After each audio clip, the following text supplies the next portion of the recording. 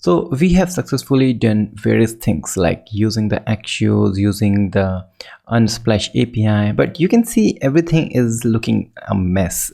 We are using 1, 2, 3, 4, 5, 6 lines just to fetch the images. So because we are now having a React hooks, the most powerful thing of React, we can also create our own custom hook.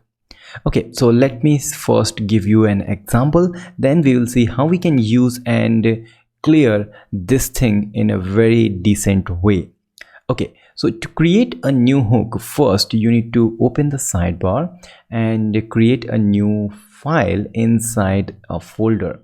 And I'm going to use or create a folder called, you can create a hooks, but I would like to have a folder called utils. It's like a utility folder, so I can say utils.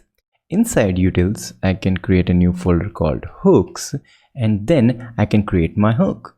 And the hook or example hook I'm going to create is useScroll.js. So I'm going to create a scrolling hook. So I just have this React because I'm going to use the React things, but this function doesn't have any JSX, so that's why it's not a component, it's a custom hook. Okay, so first I'm going to create a state, so use state like this, and I call it scroll position. Okay, initially it is null, and then import this use state. Cool. Next I'm going to use the use effect, and now you will say, Sarthak, it's all like a component. Yes, the difference is we are not using any JSX. Okay, so let's clean up these things and also this one. But now here I need to register the scroll event, so I can say document dot register event listener. So add event listener and event for scroll, and then I'm going to create a function that will going to handle the scrolling. So I'll say handle scroll. This function I'm going to use.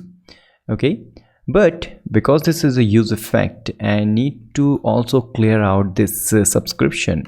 So we need to remove the document dot remove event listener for scroll, and the function name is handle scroll.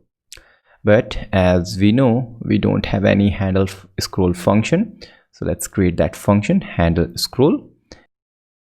And inside this function I'm just going to say set scroll position, and we can grab the position from window.scroll y like this, and that's done. And finally, when we have a new value of scroll position, we need to return the scroll position. And one more thing, that should be returning a function which is going to remove the event. Okay, so this hook, this custom hook, is doing very important things like having a state, then a function to set the state, then the use effect which is registering event with a function and removing on the unmount. And finally we are returning everything we have. We can return more than one thing, but we just want to return the position. So this is the custom hook. Let's see how we can use this custom hook into our main component. So let's go here, and at the top somewhere, anywhere actually, we can say const scroll position is equal to use scroll.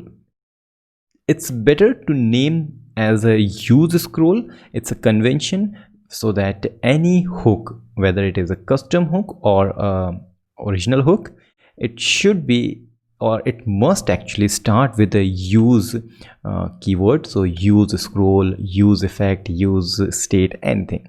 Okay, so since we have used the use scroll custom hook, we have a scroll position, and we can go here and then just show it on our application. Now it says use effect is not defined. I think I have not imported it. Okay, so use effect. Cool. Yeah, that's good. And now you can see as I scroll down, you can see we have a change in the scroll position like this. So this is how we can create any custom hook. But as I told you, we have learned to create a custom hook not to use the scrolling position, but to clear or minimize this thing. Let's see this in action.